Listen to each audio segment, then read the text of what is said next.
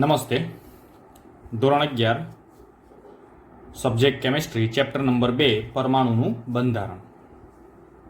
મિત્રો, આજનો video number છે 19 અને આજના વિડીયોની અંદર આપણે સ્વાધ્યાયના કેટલાક પ્રશ્નો અને તેનો જવાબ આપણે કઈ રીતે લખી શકીએ તેની આપણે ચર્ચા કરવાના છે. અને હવે આવતીકાલે એટલે કે 7 તારીખે હવે આપણા કેમેસ્ટ્રીનો ધોરણ 11ની અંદર 25 માર્ક્સનો યુનિટ ટેસ્ટ નંબર 3 છે. તો આ ટેસ્ટની અંદર આગળના બંને ટેસ્ટની જેમ જ કેટલાક ચેપ્ટર નંબર 2ના પ્રશ્નો પૂછાવાના છે. તો એ ટેસ્ટની અંદર તમને મદદરૂપ થાય એ રીતે આજે મેં કેટલાક પ્રશ્નો લીધેલા છે. તો તમામ વિદ્યાર્થીઓ આજનો સમગ્ર આખો વિડીયો એ તમારે શાંતિથી અને થોડુંક પણ સ્કીપ કર્યા વગર તમારે જોવા વિનંતી. અને કોઈ પણ પ્રશ્નનો જવાબ આપણે ચેપ્ટર નંબર 2ની અંદર સમજણપૂર્વક કેવી રીતે આપી શકીએ તેની સંપૂર્ણ માહિતી હું અહીંયા તમને આપીશ. ચલો, હવે પહેલો પ્રશ્ન આપણે લઈએ કે નીચેના પૈકી કઈ સ્પીસીઝ સમ ઇલેક્ટ્રોનીય છે. પહેલામાં પહેલી બાબત કે સમ ઇલેક્ટ્રોનીય એટલે શું? સમ ઇલેક્ટ્રોનીય એટલે સરખા ઇલેક્ટ્રોન ધરાવતી સ્પીસીઝ. સ્પીસીઝ એટલે શું? સ્પીસીઝ એટલે આયન, પરમાણુ, અણુ વગેરે સ્પીસીઝ તરીકે આપણે લઈ શકીએ. અહીં આગળ તમને જુદા જુદા આયન અને તત્વો આપેલા છે. તો એમાં પરમાણુઓની સંખ્યા કેટલી છે તે પહેલાં આપણે જોવી પડે અને ફરી એના અલગ અલગ ગ્રુપ સમ ઇલેક્ટ્રોન ધરાવતા આયનોના આપણે લઈ શકીએ. તો પહેલાં પહેલું આના માટે આપણે શું કરવું પડે? તો આના માટે ઇલેક્ટ્રોનની સંખ્યા જાણવા માટે આપણે કોઈ પણ તત્વનો પરમાણ્વીય ક્રમાંક જાણતા હોવા જોઈએ. બીજી વાત, જો કોઈ પણ તત્વ ધન આયન બનાવે તો તે તેટલા ઇલેક્ટ્રોન ગુમાવે છે, અને જો કોઈ તત્વ ઋણ આયન બનાવે તો તે તેટલા ઇલેક્ટ્રોન મેળવે છે. આ બાબત આપણે ધોરણ 9માની અંદર શીખેલા છે. ચલો, આપણે અહીંયા પહેલું તત્વ છે સોડિયમ. તો સોડિયમનો પરમાણુ ક્રમાંક છે મિત્રો 11 અને 1 ઇલેક્ટ્રોન ગુમાવે છે. +1 છે. અહીંયા 1 લખ્યો નથી, પરંતુ આપણે ખાલી પ્લસ હોય તો સમજી લેવાનું કે +1. તો અહીંયા સોડિયમની પાસે 11 ઇલેક્ટ્રોન પરંતુ 1 ઇલેક્ટ્રોન ગુમાવે છે, માટે અહીંયા આગળ આપણે આવશે 10 ઇલેક્ટ્રોન. ચલો, ત્યાર પછી પોટેશિયમ. પોટેશિયમનો પરમાણુ ક્રમાંક છે 19. તેમાંથી 1 ઇલેક્ટ્રોન ગુમાવે છે, તેટલે ઇલેક્ટ્રોનની સંખ્યા રહેશે 18. મેગ્નેશિયમનો પરમાણુ ક્રમાંક છે 12. 2 ઇલેક્ટ્રોન ગુમાવે છે, માટે 10 રહેશે. કેલ્શિયમનો પરમાણુ ક્રમાંક છે 20, એટલે કે 20 ઇલેક્ટ્રોન તેની પાસે હોય, પરંતુ 2 ઇલેક્ટ્રોન તે ગુમાવે છે, માટે ઇલેક્ટ્રોનની સંખ્યા થઈ 18. સલ્ફર 16 નંબરનું તત્વ છે, એટલે કે તેની પાસે 16 ઇલેક્ટ્રોન છે. -2 ચાર્જ છે, આયન -2 છે, એટલે 2 ઇલેક્ટ્રોન મેળવીને 18 ઇલેક્ટ્રોન ધરાવે છે. આર્ગોન 18 નંબરનું તત્વ, એટલે 18 ઇલેક્ટ્રોન છે. તો મિત્રો, અહીંયા તમે જોઈ શકો છો કે તમને 2 ગ્રુપ મળશે, તો કે 10-10 ઇલેક્ટ્રોન ધરાવતા સમ ઇલેક્ટ્રોનીય સ્પીસીઝ છે અને 18-18 ઇલેક્ટ્રોન ધરાવતા સમ ઇલેક્ટ્રોનીય સ્પીસીઝ છે. તો અહીંયા તમારે 2 ગ્રુપમાં તમે વહેંચી શકો છો. તો પહેલું ગ્રુપ જે છે Na+ અને K+, કે જેમની પાસે અહીંયા આવશે Mg+2, જેમની પાસે 10 ઇલેક્ટ્રોન છે. ચલો, એ જ રીતે K+, Ca+2, S-2 અને આર્ગોન. તો આ 4 સમ ઇલેક્ટ્રોનીય સ્પીસીઝ કહેવાય, જેમની પાસે સમ ઇલેક્ટ્રોન છે, 18 ઇલેક્ટ્રોન છે, સરખા ઇલેક્ટ્રોન છે. ઓકે, તો આ રીતે આવો પ્રશ્નનો આપણે ઉકેલ લાવીશું. ચલો, બીજો પ્રશ્ન છે નીચેના આયનોના ઇલેક્ટ્રોનીય બંધારણ લખો. તો અહીંયા પહેલો છે H-. હવે જ્યારે આપણને ઇલેક્ટ્રોનીય બંધારણ લખવાનું કયું હોય એટલે આપણે શું લખવાનું છે અહીંયા? તો ખાસ કરીને આપણે અહીંયા કોઈ પણ પરમાણુ આપેલો હોય ત્યારે એનો ચાર્જ આપણે ધ્યાનમાં લેવો પડશે. કારણ કે ચલો, હાઇડ્રોજન છે, હાઇડ્રોજન 1 નંબરનું તત્વ છે. તો હાઇડ્રોજન 1 નંબરનું તત્વ એટલે એની ઇલેક્ટ્રોનીય રચના કઈ થશે? તો 1s1 થશે. પણ 1 ઇલેક્ટ્રોન મેળવે છે માઇનસ ચાર્જ, એટલે એનું ઇલેક્ટ્રોનીય બંધારણ 1s2 થશે. ઓકે, ચલો, Na+. Na+ પાસે કેટલા ઇલેક્ટ્રોન? તો હમણાં જ આપણે ઉપર જોયું Na+ પાસે 10 ઇલેક્ટ્રોન છે. કારણ આમ તો 11 હોય, 11 નંબરનું તત્વ એટલે, પણ એક ઇલેક્ટ્રોન ગુમાવે છે. હવે 11 ઇલેક્ટ્રોનની ગોઠવણી કરો. 1s2 2s2 2p6 10 થયા. હવે 11 તો આપણે લખવાનું નથી કારણ કે એક ગુમાવેલો છે. તો આ રીતે તેનું ઇલેક્ટ્રોનીય બંધારણ થયું. ચલો O-2 તો ઓક્સિજન કયા નંબરનું તત્વ છે? તો ઓક્સિજન એ 8 નંબરનું તત્વ છે. 2 ઇલેક્ટ્રોન મેળવે છે -2 એટલે 10 થશે ટોટલ ઇલેક્ટ્રોન. તો 1s2 2s2 2p6 total 10 electron. ચલો એ જ રીતે F- તો F- ની અંદર F 9 નંબરનું તત્વ, 1 ઇલેક્ટ્રોન મેળવશે એટલે 10 એટલે 1s2 2s2 અને 2p6. આમ એના ઇલેક્ટ્રોનીય બંધારણ આપણે લખી શકીએ છીએ. જરૂર નથી કે કોઈ ખાલી સિમ્પલ તત્વ આપેલું હોય કે Na સોડિયમ એકલું આપેલું જ હોય તો એનું લખી શકીએ, એવું જરૂર નથી.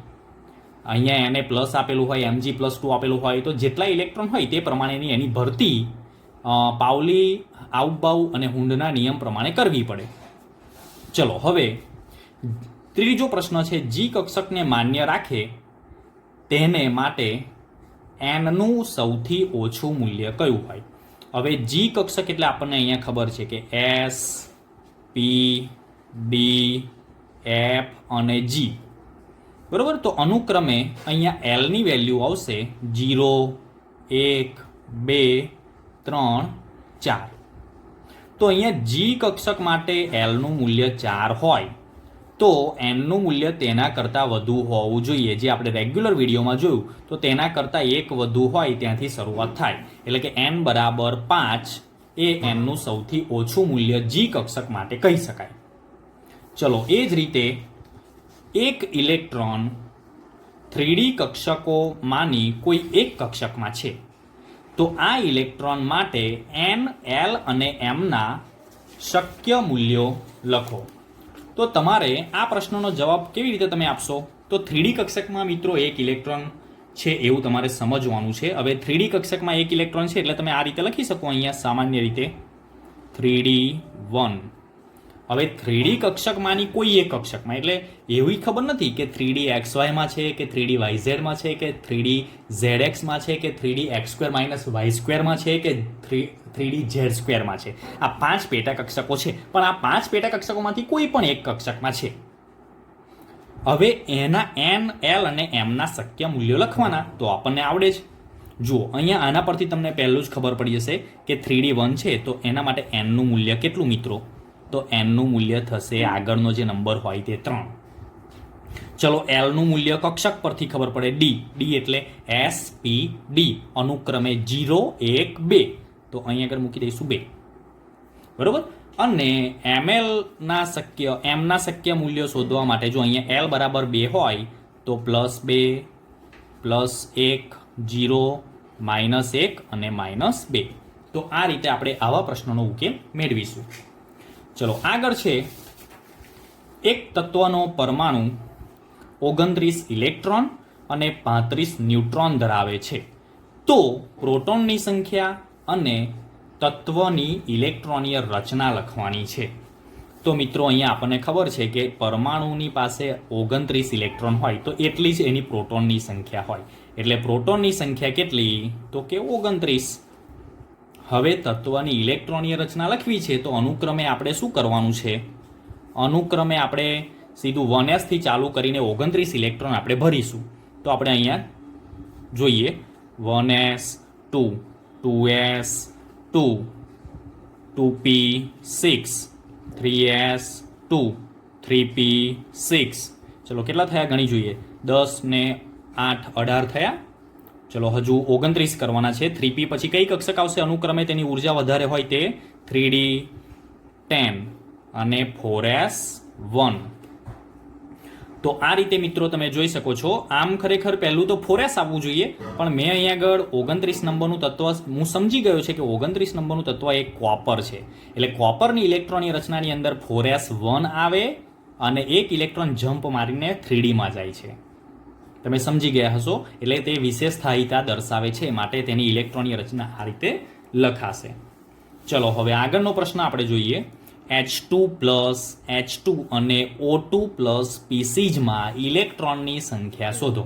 હવે તમને પાછું આ નવું લાગતું હશે કે આ અણુ આપેલો છે એટલે કે દ્વિપરમાણવીય સ્વરૂપે છે અને પાછું ઉપર ચાર્જ આપેલો છે, તો આની ઇલેક્ટ્રોનની સંખ્યા કઈ રીતે શોધાય? તો મિત્રો આ પણ એકદમ સિમ્પલ છે. તો કે હાઇડ્રોજન 2 છે તો તેની પાસે 2 ઇલેક્ટ્રોન હશે. હવે એક પ્લસ થયેલો છે એટલે કે પ્લસ ચાર્જ એટલે એક ઇલેક્ટ્રોન દૂર થાય, તો બાકી રહ્યો કેટલો? 1 ઇલેક્ટ્રોન. તો H2 પ્લસની અંદર 1 ઇલેક્ટ્રોન છે.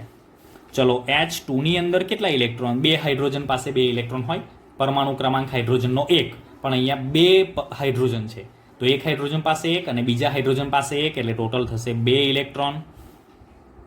ચલો એ જ રીતે O2 પ્લસની અંદર આપણે ગણતરી કરીએ તો ઓક્સિજન 8 નંબરનું તત્વ છે એટલે 8 ઇલેક્ટ્રોન, એટલે 2 ઓક્સિજન છે એટલે 8 દુ 16 ઇલેક્ટ્રોન, પણ ધન આયન છે, ધન સ્પીસીઝ છે એટલે અહીંયા આગળ 1 ઇલેક્ટ્રોન દૂર થશે એટલે 15 ઇલેક્ટ્રોન આવશે. 15 ઇલેક્ટ્રોન. તો મિત્રો આ રીતે આપણે જુદી જુદી સ્પીસીઝ આપેલી હોય તો તેમાં ઇલેક્ટ્રોનની સંખ્યા શોધી શકીએ. ચલો હવે આપણે જોઈએ કે જુદી જુદી અહીંયા કેટલીક કક્ષકો આપેલી છે તે પૈકી કઈ કક્ષક શક્ય છે તે જોવાની છે. 1p, 2s, 2p અને 3f. આપણે પહેલા કક્ષક બનાવવી હોય તો પહેલા n અને l ના વેલ્યુની આપણે વાત કરીએ તો l ની વેલ્યુ n કરતાં વધવી જોઈએ નહીં, તેના કરતાં ઓછી હોવી જોઈએ. તો અહીંયા તમને ખબર છે કે 1p ની અંદર તમે જુઓ જોઈ n બરાબર 1 અને l બરાબર 1 sp. તો આ શક્ય નથી કારણ કે n અને l નું મૂલ્ય સરખું હોઈ શકે નહીં, તેના કરતાં ઓછું હોવું જોઈએ. એટલે n બરાબર 1 માટે l ના શક્ય મૂલ્યો કયા? તો 0 થશે. માટે 1p એ શક્ય નથી. ચલો હવે 2s, તો 2s એટલે કે n બરાબર 2 અને l ના કયા કયા મૂલ્યો આવશે n બરાબર 2 માટે? તો કે 0 અને 1. તો અહીંયા s છે એટલે s એટલે 0 આવશે એટલે શક્ય છે. તો 2s તે શક્ય છે. ચલો 2p કક્ષક શક્ય છે કે નહીં તે જોઈએ. તો n બરાબર 2 આવશે અને l બરાબર અહીંયા આગળ કેટલા આવશે? sp એટલે કે 1. તો બરોબર છે, n કરતાં મૂલ્ય નાનું છે તો શક્ય છે. ચલો 3f, તો 3f ની અંદર જોઈએ તો n બરાબર 3 અને l બરાબર spdf અનુક્રમે 0 1 2 3. તો અહીંયા 3 3 બંને વેલ્યુ સરખી છે તો એ શક્ય નથી. તો ટૂંકમાં આ બે જ કક્ષકો એ શક્ય છે. ચલો હવે આપણે SPD સંકેતોનો ઉપયોગ કરીને નીચેના ક્વોન્ટમ આંકની કક્ષકોનું વર્ણન કરીશું. બહુ જ સહેલો પ્રશ્ન છે મિત્રો. જો n બરાબર 1 l બરાબર 0, તો n બરાબર 1 એ આપણે આગળ જ લખીએ છીએ અને l બરાબર અનુક્રમે SPDF જોવાનું, તો અહીંયા 0 એટલે s 1s થશે. ચલો એ જ રીતે n બરાબર 3 તો 3 મૂકીશું, l બરાબર 1 તો SP તો અહીંયા p આવશે તો 3p કક્ષક આવશે. કઈ કક્ષક બનશે? 3p. ચલો n બરાબર 4 તો 4 લખીશું, l બરાબર 2 SPD તો 4d આવશે. એ જ રીતે n બરાબર 4 l બરાબર 3 SPDF f આવશે, 4f કક્ષક બનશે. તો આ રીતે તમે જુદી જુદા n અને l ની વેલ્યુ પરથી તમે જુદી જુદી કક્ષકોનું વર્ણન કરી શકો છો. ચલો હવે નીચે દર્શાવેલા ક્વોન્ટમ આંકમાં કેટલા ઇલેક્ટ્રોન હોઈ શકે તે જોઈએ. હવે ઇલેક્ટ્રોનની સંખ્યા જાણવા માટે આપણે nની વેલ્યુ પરથી આપણને ખ્યાલ આવવો જોઈએ કે nની વેલ્યુ પરથી ઇલેક્ટ્રોનની સંખ્યા શોધવા માટેનું સૂત્ર એક હતું આપણી પાસે મિત્રો. કયું સૂત્ર હતું? તો હા, 2n². ફરી તમને કહી દઉં છું જેથી કાલે તમે ટેસ્ટની અંદર જો આવું કંઈ પૂછાય તો તમને ખ્યાલ આવવો જોઈએ. 2n² પરથી તમે કુલ ઇલેક્ટ્રોનની સંખ્યા શોધી શકો છો. હવે 2n² મુજબ અહીંયા n બરાબર 3 આપેલો છે, બરોબર. હવે n બરાબર 3 આપેલો હોય તો તેમાં ઇલેક્ટ્રોનની સંખ્યા આપણે જોઈએ 3નો વર્ગ, એટલે ઇલેક્ટ્રોનની સંખ્યા થશે 3નો વર્ગ 9 9 દુ 18 ઇલેક્ટ્રોન થશે. 18 ઇલેક્ટ્રોન થશે. હવે અહીંયા આગળ તમને શું પૂછેલું છે કે ms બરાબર -1/2 તમને પૂછેલું છે, બરોબર. હવે -1/2 એટલે આપણને ખબર છે કે આ સ્પિન ક્વોન્ટમ નંબરનું મૂલ્ય છે. તો સ્પિન ક્વોન્ટમ નંબર અહીંયા બંને નથી આપ્યા, ખાલી એક જ પ્રકારનું એટલે કે અપ ડાઉન ભ્રમણ થતું હોય ને તે આપેલું છે, ડાઉન ભ્રમણવાળું. તો ડાઉન ભ્રમણવાળું એટલે એક જ પ્રકારનું ભ્રમણ દર્શાવતા ઇલેક્ટ્રોનની સંખ્યા. તો કુલ 18 ઇલેક્ટ્રોન. તો 18 ઇલેક્ટ્રોન એટલે અપ અને ડાઉન બંને દર્શાવે છે, પણ એના કરતાં અડધા એટલે ડાઉન થશે, અને એટલે અહીંયા કુલ ઇલેક્ટ્રોન જે છે તે તેમાં 9 ઇલેક્ટ્રોન આવશે. ખ્યાલ આવી ગયો મિત્રો? તો આમ એની અંદર 9 ઇલેક્ટ્રોનની સંખ્યા થશે. એ જ રીતે આની અંદર જોઈએ n બરાબર 3 અને l બરાબર 0, તો એની કક્ષક કઈ બનશે? 3s એટલે કે 3s 0 છે એટલે અહીંયા s આવશે, l બરાબર 0 એટલે. તો s કક્ષકની અંદર વધુમાં વધુ કેટલા ઇલેક્ટ્રોન સમાવી શકે? તો 2 ઇલેક્ટ્રોન સમાવી શકે. તો આમાં 2 ઇલેક્ટ્રોન છે મિત્રો. 3s2 આપણે લખીએ છીએ ને, એટલે s કક્ષકમાં વધુમાં વધુ 2 ઇલેક્ટ્રોન સમાય, એટલે અહીંયા 2n² ની કંઈ જરૂર નથી, બરોબર? કારણ કે અહીંયા આપણે જ્યારે પણ શોધતા હોય ને ત્યારે ખાલી n બરાબર 3 કે n બરાબર અહીંયા 3 આપેલું છે એને ધ્યાનમાં રાખીને તમે 2n² નું મૂલ્ય મૂકીને, સૂત્ર મૂકીને તમે ગણતરી કરો તો ખોટી પણ પડી શકે, કારણ કે બીજો પણ આપણે ક્વોન્ટમ નંબર જોવો પડશે. ક્વોન્ટમ આંક બીજો કયો આપેલો છે બાજુમાં તેને પણ ધ્યાનમાં લેવો પડશે ને તે પ્રમાણે ઇલેક્ટ્રોન કેટલા છે તેની ગણતરી કરવી પડશે. ચલો, ત્યાર પછી અહીં આગળ તમને એમ કહેલું છે કે નીચેની જોડ પૈકી કઈ કક્ષક સૌથી વધુ અસરકારક કેન્દ્રીય વીજભારની અસર અનુભવશે? સૌથી અગત્યનો પ્રશ્ન છે મિત્રો, કારણ કે આ આપણે આગળથી થિયરીમાં પણ શીખ્યા હતા કે અહીંયા જુદી જુદી કક્ષકોની જોડ આપેલી છે. તો આ જોડમાંથી સૌથી વધુ અસરકારક કેન્દ્રીય વીજભાર એટલે કે કેન્દ્ર પ્રત્યેનું આકર્ષણ આ બંને કક્ષકો પૈકી જે જોડ આપેલી છે તે પૈકી કઈ કક્ષક એ કેન્દ્રીય વીજભારની અસર વધુ અનુભવે છે તે આપણે સમજવાનું છે. તો એ શાના પરથી ખબર પડે? તો કે જે કક્ષક કેન્દ્રની વધુ નજીક હોય ને તે. તો અહીંયા તમને ખ્યાલ આવી જ ગયો હશે કે આ 2s અને 3s છે, તો કેન્દ્રની નજીક તો પહેલી કક્ષક કઈ આવે બેમાંથી? 2s. તો 2s છે તે કેન્દ્રીય વીજભારની વધુ અસર અનુભવે. ચલો, એ જ રીતે 4d અને 4f. તો મિત્રો આ પણ મેં તમને રેગ્યુલર વિડીયોમાં સમજાવ્યું હતું કે બંનેનો ક્વોન્ટમ નંબર, મુખ્ય ક્વોન્ટમ નંબર સરખો હોય, બરોબર, અને sp,df એવું 4 કક્ષકો આપેલી હોય તો અનુક્રમે કેન્દ્રીય વીજભારની અસર કોની વધારે હોય? s ની વધારે હોય p કરતાં, p ની વધારે હોય d કરતાં, અને d ની વધારે હોય f કરતાં. તો અહીં આગળ d અને f છે તો 4d કક્ષક એ કેન્દ્રીય વીજભારની વધુ અસર અનુભવશે. ચલો, એ જ રીતે 3d અને 3p, તો એ બે પૈકી આવશે 3p, બરોબર. તો આ રીતે આપણે આવો પણ પ્રશ્ન જ્યારે આપેલો હોય ત્યારે એને સોલ્વ કરી શકીએ છીએ કે કેન્દ્રની નજીક કક્ષક કઈ છે તેના પરથી આપણને ખ્યાલ આવી જશે. ચલો, હવે આપણને અહીં આગળ કહ્યું છે કે અયુગ્મિત ઇલેક્ટ્રોનની સંખ્યા લખો. આ 4 તત્વો આપેલા છે તેમાં રહેલા અયુગ્મિત ઇલેક્ટ્રોનની સંખ્યા આપણે લખવાની છે. તો ચલો, આપણે અયુગ્મિત ઇલેક્ટ્રોનની સંખ્યા લખવી હોય તો કેવી રીતે લખી શકાય? કેમની ખબર પડશે? ડાયરેક્ટ તો ના ખબર પડે. તો એના માટે આપણે પહેલાં શું કરવું પડે? તેની ઇલેક્ટ્રોનીય રચના લખવી પડે. તો ફોસ્ફરસ કયા નંબરનું તત્વ છે? તો ફોસ્ફરસ એ 15 નંબરનું તત્વ છે. હવે 15 નંબરનું તત્વ હોવાથી આગળ તો આપણે નિયોન મૂકીએ જ છીએ, એટલે 10 ઇલેક્ટ્રોન સીધા જ આપણે અહીંયા મળી જશે. પછી આવશે 3s2 3p3, 3s2 3p3 એટલે ટોટલ 15 થયા ઇલેક્ટ્રોન. હવે 15 ઇલેક્ટ્રોન એટલે અહીંયા આગળ આપણે બાહ્યતમ કક્ષાના, અહીંયા જો s કક્ષકની અંદર તો પૂર્ણ ભરાયેલા જ છે. જો અહીંયા એક વખત હું તમને અહીંયા સમજ પાડી દઉં, પછી બીજા એક્ઝામ્પલમાં તમે જાતે જોઈ લેજો. ચલો, આ રીતે તમે જુઓ, જોઈ આ 3s થઈ અને આ 3p થઈ, બરોબર. ચલો, આ s ની અંદર કેટલા ઇલેક્ટ્રોન છે? 2 છે. તો આ અપ અને ડાઉન એરોથી આપણે બતાવી દીધા. અને 3p માં 3 ઇલેક્ટ્રોન છે. કેવી રીતે ભરાશે? તો કે બધા સમાંતર જે ભ્રમણ રહેશે, સ્પિન એની રહેશે સમાંતર, એ રીતે ગોઠવાશે હુન્ડના નિયમ મુજબ. તો આ રીતે 3 ઇલેક્ટ્રોન અહીંયા આગળ અયુગ્મિત મળશે. જો 3 સિંગલ છે એટલે 3 ઇલેક્ટ્રોન અયુગ્મિત છે. ચલો, એ જ રીતે સિલિકોનની વાત કરીએ તો સિલિકોન 14 નંબરનું તત્વ છે. તો સિલિકોનની અંદર એની ઇલેક્ટ્રોનની રચના નિયોન 10 ઇલેક્ટ્રોન, 3s2 3p4. તો ચલો, આને પણ આ રીતે દર્શાવી જ દઈએ આપણે, જેથી તમને ક્લિયર થઈ જાવ બીજી વાર. 3s અને 3p ની 3 પેટા કક્ષકો એટલે અહીંયા 3 લખીશું 3p, બરોબર. તો ચલો, 3s ની અંદર 2 ઇલેક્ટ્રોન, પછી 4 ઇલેક્ટ્રોન ભરવાના, તો પહેલા 1 ઓકે. હવે ચોથો ઇલેક્ટ્રોન અહીંયા આવશે. હવે 2 ઇલેક્ટ્રોનો યુગ્મિત રહ્યા તો અહીંયા 2 ઇલેક્ટ્રોન આવશે. ચલો, એ જ રીતે ત્રીજું જે છે એ પણ આપણે જોઈએ, ક્રોમિયમ. તો ક્રોમિયમ છે તે 24 નંબરનું તત્વ છે, નિયોન, બરોબર.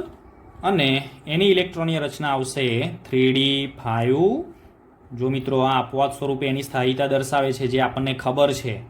તો હવે આની ઇલેક્ટ્રોનીય રચના આપણે લખવી હોય તો કઈ રીતે લખાય? તો ચલો અહીંયા હું 4s પહેલાં લખીશ. 4s અહીંયા છે ને તે 1 ઇલેક્ટ્રોન, અને 3d 5 ઇલેક્ટ્રોન, 5 એવમાં 1 1 આવશે. આ રીતે 1 2 3 4 અને 5. તો આ 5 ઇલેક્ટ્રોન ને આ 6 ઇલેક્ટ્રોન, એમ કરીને ટોટલ 6 ઇલેક્ટ્રોન થશે. તો આ જ રીતે મિત્રો જુદા જુદા તત્વો તમને બીજા આપેલા હોય તો તમે અયુગ્મિત ઇલેક્ટ્રોનની સંખ્યા શોધી શકો છો. ચલો આગળનો પ્રશ્ન છે મિત્રો, Al અને Si એટલે કે એલ્યુમિનિયમ અને સિલિકોનની 3p કક્ષકમાં અયુગ્મિત ઇલેક્ટ્રોન હાજર છે. હમણાં જ આપણે જોયું, બરોબર. એલ્યુમિનિયમ અને સિલિકોનની 3p કક્ષકમાં અયુગ્મિત ઇલેક્ટ્રોન હાજર છે. કયો ઇલેક્ટ્રોન કેન્દ્રથી એટલે કે બંનેમાંથી કયા ઇલેક્ટ્રોન કેન્દ્રથી વધુ અસરકારક કેન્દ્રીય ભાર અનુભવશે? હા, તો હવે કેન્દ્રીય ભાર અનુભવશે એ શાના પરથી નક્કી થાય? તો તેના કેન્દ્રીય વીજભાર પરથી નક્કી થાય. હવે આ બંને તત્વો પૈકી કેન્દ્રીય વીજભાર કોનો વધારે હોય? તો એલ્યુમિનિયમનો કેન્દ્રીય વીજભાર છે 13 અને સિલિકોનનો કેન્દ્રીય વીજભાર છે 14. તો અહીં આગળ આપણે લખીશું કે સિલિકોનનો કેન્દ્રીય વીજભાર 14 એટલે કે એલ્યુમિનિયમ કરતાં વધુ છે, બરોબર. માટે તેના ઇલેક્ટ્રોન કેન્દ્રથી વધુ અસરકારક કેન્દ્રીય ભાર અનુભવે છે. આ રીતે આપણે લખીશું, એટલે કે જેનો કેન્દ્રીય વીજભાર. હવે કેન્દ્રીય વીજભાર એટલે શું? તો કે પ્રોટોનની સંખ્યા. તો સિલિકોન પાસે પ્રોટોનની સંખ્યા ઇલેક્ટ્રોન જેટલી જ હોય, તેનો પરમાણુ ક્રમાંક જેટલી જ હોય. આગળ પણ આપણે વાત કરી હતી કે સિલિકોનની પરમાણુય ક્રમાંક છે 14, એટલે એનો પ્રોટોનની સંખ્યા 14 થાય ને ઇલેક્ટ્રોનની સંખ્યા 14 થાય, એટલે એનો કેન્દ્રીય વીજભાર 14 થશે. અને એલ્યુમિનિયમ 13 નંબરનું તત્વ છે, માટે તેના પ્રોટોનની સંખ્યા થશે 13, બરોબર. તો આ રીતે આપણે જવાબ એનો આપીશું. ચલો હવે આગળનો એક છેલ્લો પ્રશ્ન છે, n બરાબર 4 સાથે કેટલા પેટાકોષો સંકળાયેલી છે? પેટાકોષો એટલે કક્ષકો. તો n બરાબર 4 હોય તો કક્ષકની સંખ્યા કેટલી હોય? તો મિત્રો એકદમ સહેલું છે. n બરાબર 4 હોય તો એલની વેલ્યુ પરથી આપણને કક્ષકો મળે 0 1 2 અને 3. આનાથી વધવી ના જોઈએ. તો 0 એટલે એસ કક્ષક, 1 એટલે પી કક્ષક, 2 એટલે ડી કક્ષક અને 3 એટલે એફ કક્ષક. તો આમ કુલ 4 કક્ષકો મળે છે. જુઓ 4 કક્ષકો, બરોબર. ચલો એ જ રીતે એક એનો બીજો પેટા પ્રશ્ન છે, જો n બરાબર 4 અને ms બરાબર -½ હોય તો ઇલેક્ટ્રોનની સંખ્યા જણાવો. મિત્રો આ આગળ આવી ગયો છે, એટલે આ તમને હું એક હોમવર્ક તરીકે તમારા માટે બાકી રાખું છું. n બરાબર 4 હોય તો 2n² મુજબ પહેલાં ટોટલ ઇલેક્ટ્રોન શોધી નાખવાના, પછી ms બરાબર એક જ -½ વેલ્યુ આપેલી હોય તો તેના અડધા ઇલેક્ટ્રોન થઈ જશે. તો આ રીતે તમે કાલના ટેસ્ટ માટે બીજા પણ પ્રશ્નો પ્રકરણ 2 આપણે જેટલું ચાલેલું છે તે બધું જ એની અંદર પૂછાવાનું છે. તો જેથી આગળ જે પ્રશ્નો આપણે હોમવર્કની અંદર પૂછેલા છે તો એ પ્રશ્નોની તમે સારી રીતે તૈયારી કરો અને કાલનો ટેસ્ટ તમે ખૂબ જ સારી રીતે આપો તેવી નમ્ર વિનંતી. Thank you.